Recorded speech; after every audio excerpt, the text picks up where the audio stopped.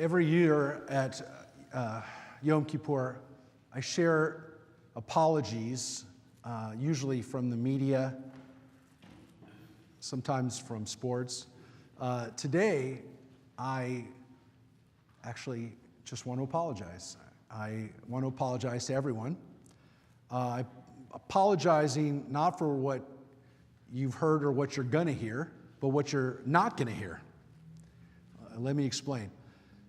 Some of you were paying attention over the last few weeks and noticed that we were supposed to have guests for Yom Kippur.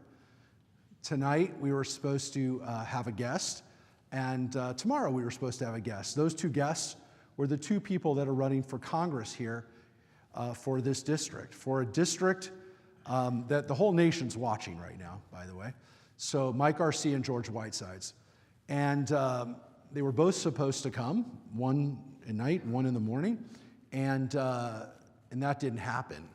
And the reason it didn't happen is because people got very upset and complained and were angry and were saying that they weren't going to come to services, or in some cases, some people said they would walk out when the person that they didn't like was going to be here. And so that was a difficult situation that we were in. And so when it was brought to my attention and brought to the people on the board's attention, and again, I'm not going to name any names. I'm not going to call anybody out right now. That would definitely not be the right thing to do on Yom Kippur. But we decided, what my answer was, let the board decide. And the board had a vote, and the board was pretty much split 50-50 on whether or not to have guests. Because we said, if one's coming, then the other has to come. And that seemed fair. And so the decision of the board, very close decision, was not to have anybody come. I said, fine. That was the board's decision, and they were empowered by the congregation to be the leadership. So I said, I'm not going to call these people and disinvite them. You guys can do that, and that's okay. I definitely don't want to have any situation where people are feeling uncomfortable or, again, that these guests would be disrespected. So that's why there's no one here tonight as a special guest. You just have us. I hope that was good. Alicia Hahn was here playing viola, but no other person from the political world was here. And I'm going to tell you, it was, I'm just going to be flat out honest with you, it was Garcia that people were objecting to. His support of the former president, his politics, they just didn't think he should be at Temple Beth Ami. So a lot of you know I have a friendly relationship with Garcia. Some of you hopefully remember that 2 years ago, he came on Yom Kippur. And he actually apologized. He came to our building on Kol Nidrei and apologized for some comments that he made on a podcast. And it made the LA Times. And it was a pretty powerful moment. Even the writer for the LA Times, who's very, very liberal, I talked to him about it, and he was shocked. He was surprised that it happened. He used the opportunity to take some more digs at Garcia in the article, but he was impressed. He also happened to be Jewish. He understood why we did it and why Yom Kippur was definitely an appropriate time. And this was hardly the first time that we had a congressperson or a candidate running for office, especially for Congress, at our congregation for the holidays or again, for some special occasion. When Lee Rogers was running against Buck McKeon, that was a while ago. That was one of the first times we had the congressional candidates here. When Tony Strickland ran against Steve Knight, when the seat was open, they both came. Katie Hill, remember Katie Hill? She came to Temple Beth Ami just 2 weeks before she was elected. And that I attribute to what we call the Beth Ami bump. Put her over the... But, and we've had more politicians that I can count over the last few years. And not just from our district. We've had Brad Sherman at our shul many times. He knows a great deal about Iran and foreign policy, and quite frankly, he's the closest geographically Jewish congressperson. And so he came to our congregation. He presented us with a flag one of the times he was there. Now, look, I believe that it's my role as a rabbi to be a conduit to people who want to have a connection with the Jewish community who are running for office, and hopefully every one of them wants to have that connection, and I want to be here for that relationship.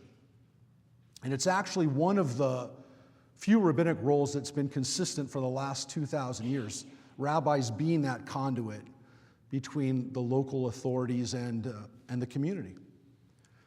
But there's a legitimate question. Should these people come to services? Should they come for the holidays? Maybe create a different space for it? Well, there's a very fine line, and we understand that. And that's why I never endorse candidates or speak about one party in particular, and why we always have given both candidates an opportunity to speak. So then some people say, but what about Yom Kippur? It's the holiest day of the year. Should we have speakers who could get us excited or angry on Yom Kippur? I got news for you. The reason why we fast on Yom Kippur is not to lose weight. It's to discomfort ourselves. We're supposed to afflict ourselves on this day.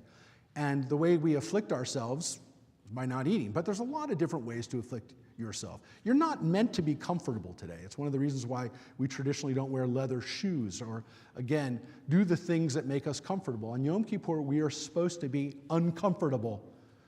Tomorrow, we're going to hear the Haftarah.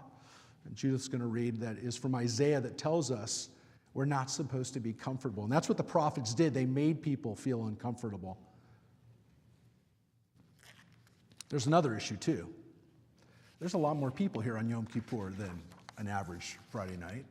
And so we want the leaders who are coming to our congregation to see a room full of people that will be interested and will be engaged and who they want to speak to. And so the bottom line is it's very important that every candidate and every elected official knows that we have an engaged and strong and vocal Jewish community here in Santa Clarita. And I want people to see that. And our district, as I said, is in play, big time. It's going to be a very close election nationwide, but it's going to be very close here in Santa Clarita. And the amount of people that are sitting in this room could decide the outcome of this congressional seat. And the race for the House is so close that it could determine the fate of the whole congressional makeup. That's true. That's how close it's going to be for Congress this year. And even if it wasn't, I want you to know that the person who represents Santa Clarita for the last 30 years has sat on and even chaired the House Armed Services Committee, the Intelligence Committees, congressional committees that deal with international politics and Israel in particular. Now, we had a vigil a few days ago on October 7th. Some of you were there. Raise your hand if you were there on October 7th. We did a Chabad. That's tremendous. I'd say about half the room here was there. But many of you were not there. I invited both George Whitesides and Mike Garcia to be there, and they were both there, and they both spoke. And they spoke within a few minutes of each other. And what I said there, I'm going to tell you again, if you were there, and if you weren't there, now you're going to have to take my word for it. Because both of them spoke very, very well about the issue of Israel and Israel's security and what they do if they were going to be in Washington next year. And what I said to everybody there that day, and I'll tell you again, we're very lucky. Because not every congressional seat in this country will be a winner for Israel. Depending on who wins, it could be a very big difference. But our district, we're lucky. We can't lose. And that's a great piece of information you need to know. But you would have seen it if you had heard them, and I knew what they were going to say when they were here, and you would have heard it with your own ears. But I will tell you, take my word for it, that we're very lucky. And I want to tell you that you also don't have to take my word for it, because the Signal sent a reporter and a photographer to take pictures, and both of their pictures were in the paper. I want to thank, Lauren's here tonight. Her dad, Richard Budman, the editor and publisher, the owner of the Signal, is not here tonight, but he's been very supportive of our community and of the things that we do. And it's getting embarrassing, actually, because I think I was in the Signal every day this week. But it was very nice. And they covered Yom Kippur, and I called it the World Series, which I do, of the Jewish calendar. But they've been so supportive of the things we do. And I want to tell you that it's very important for us to understand that Israel must remain a bipartisan issue where Democrats and Republicans can work together.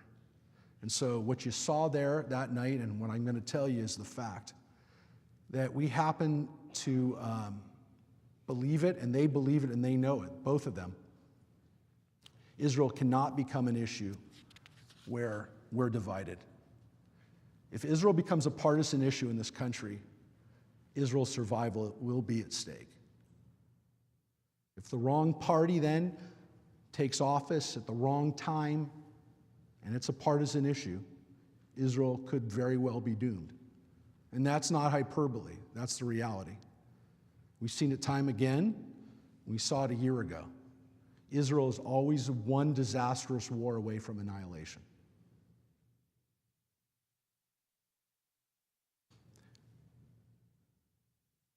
It's also important, not just for the sake of Israel, to have every political voice represented at Beth Ami, because it reinforces civil discourse and reminds us about the way we need to treat each other.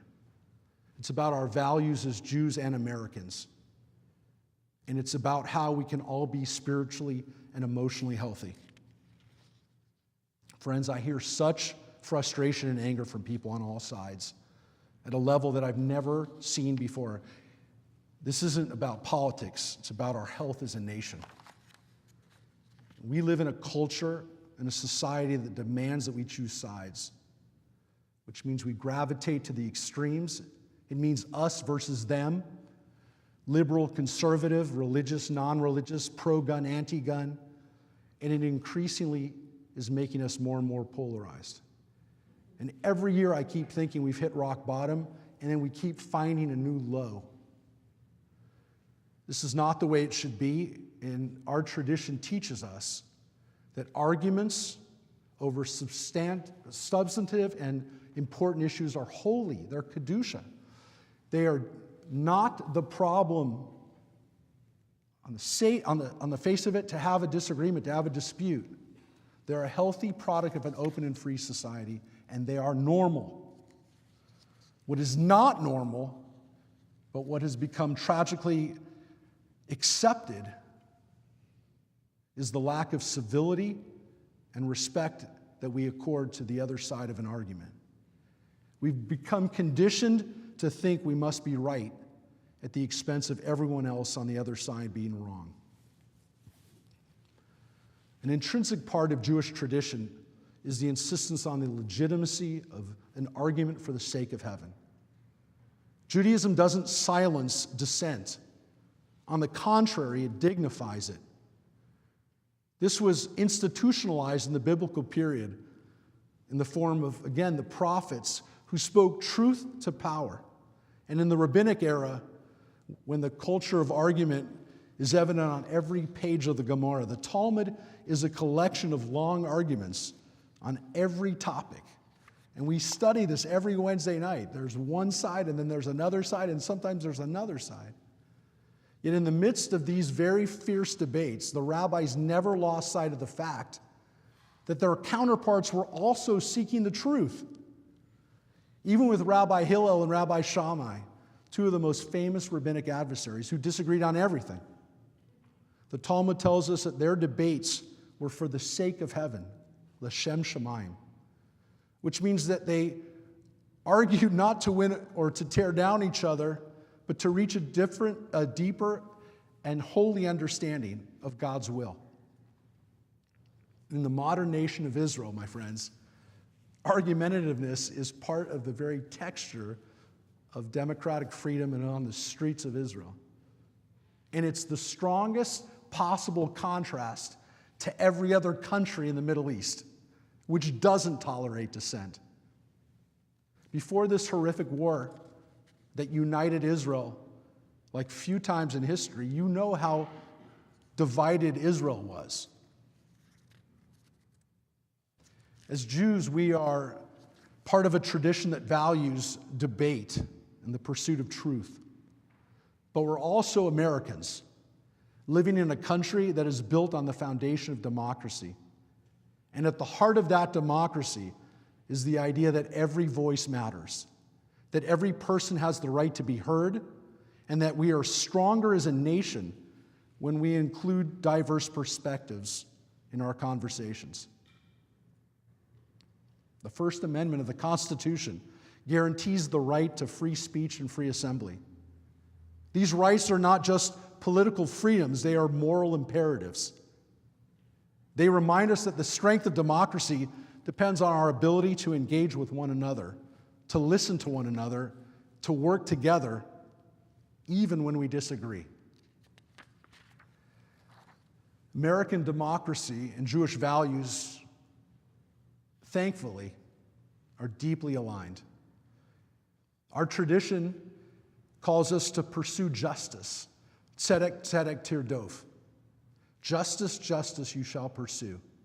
These words from Devarim, from the Torah, you can find them on court buildings around the country. But in that phrase, tzedek is repeated. And it teaches us that justice can only be guaranteed if we listen to both sides, the plaintiff and the defendant. And part of pursuing justice means ensuring that every person has the opportunity to participate in the conversation. When we exclude voices, any voice, whether we disagree with it or not, and especially when it makes us uncomfortable, we're failing to live up to that calling. And justice is not just about outcomes, it's about the process. The way we engage in political conversation matters. It's not enough to simply pursue the right policy, we must also pursue it in the right way. And Jewish tradition teaches us that the process matters as much as the result. In the way we engage with people we disagree with. Friends, disagreement is not a problem. Disrespect is. In our tradition, we're encouraged to engage in dialogue, even heated dialogue, but always with the recognition that the person on the other side of the debate is like us, but B'Tselem Elohim, in the image of God. This fundamental idea that every human being possesses inherent dignity and worth is the foundation of civil discourse. And when we remember that the person that we disagree with is also beloved by God, it changes the way we engage with them. We can debate passionately, but we can also do so with respect and compassion.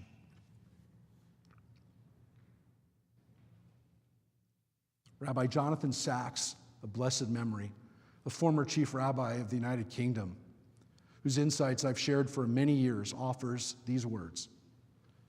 If you seek to learn, grow, pursue truth, and find freedom, seek places that welcome argument and respect dissenting views. Stay far from people, places, and political parties that don't.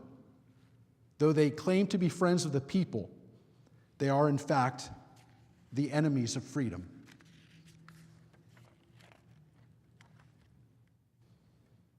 We're not meant to live in isolation only with people who think exactly like us.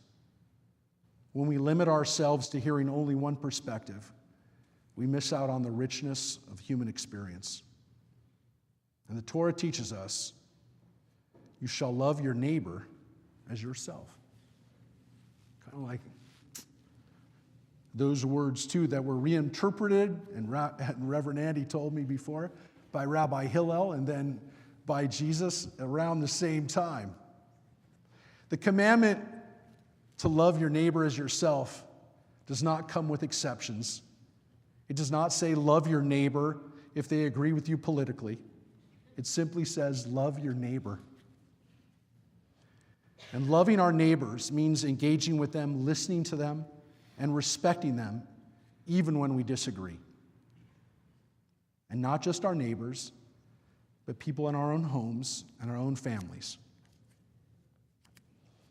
In this toxic culture we have created, we're not only harming our relationships with others, but we're harming ourselves. We become more anxious, more stressed, and more fearful.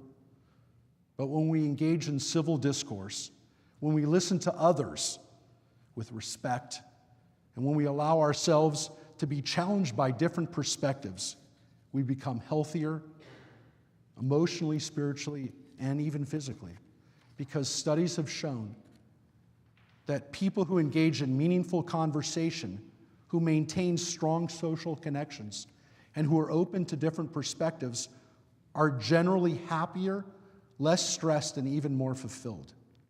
On the other hand, those who isolate themselves, who only engage with people who agree with them, and who view political differences as a threat to their identity, often experience higher levels of anxiety, stress, and even depression. And it's one of the reasons why we are proud to have a Talmud class every Wednesday night at 7 o'clock. And people join us online, and people join us from all political perspectives. And Tuesday mornings, when we read the Bible, at 9 a.m., we have people of all political persuasions. And I love it. I know where their minds are sometimes, but we listen to each other, and sometimes our politics affect our points, but it's beautiful to have people from all different backgrounds together. And we do this because we know what we're doing. We have to be intentional about creating spaces where voices are welcome, different voices, different opinions, and where every person is most importantly treated with respect.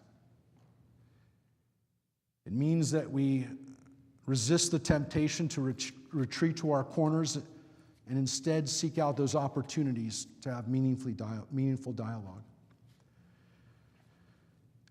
As Jews and Americans, we've been given the tools to navigate these challenging times. Our tradition teaches us the importance of debate, respect, and justice. And our democracy teaches us the value of free speech, pluralism, and the power of diverse perspectives. And our hearts know that we are stronger when we come together, when we listen to one another, and when we engage in conversations that challenge us to grow. It's 24 days to the election, but who's counting? And if you are like 95% of likely voters, and I certainly hope you are a likely voter, you've already made up your mind about who you're voting for. But today, I'm proposing you do something during this period as we begin the first month on our calendar. Make this promise to yourself as part of your acts of teshuvah. Pay attention to the people on the other side. Listen to what they're saying and try to see things from their angle. Changes in tone in this country don't start at the top, they start at the bottom. If we treat one another, our family members, our neighbors, our fellow congregants, with respect, and learn that political debate isn't an act of hate, and that dispute is an opportunity to listen and to learn, then our political leaders will have the freedom to do so as well. It's our duty as Americans and Jews to begin to repair the rifts that are tearing our nation apart before that split is so deep and the divide is so great that we can no longer bridge the gap that can unite this nation. Let's pray we have the strength to do that work. And as we move through these last days before the election, at the moments that we feel most despair, let's not turn to the shelter of our own righteousness and self-righteousness, but to our neighbors, all of them, and ask, Why is this candidate, why is this issue so important to you? Let us be ready for what they say. May surprise us, may hearten us, and may challenge us. But let us be prepared to see beyond the walls we have built and find something of value on the other side. Maybe then we can build together, despite our differences, because of our differences, a society that will be good and do good for the world and for the future. May we all find the strength to listen, to learn, and to love our neighbors, no matter their political views.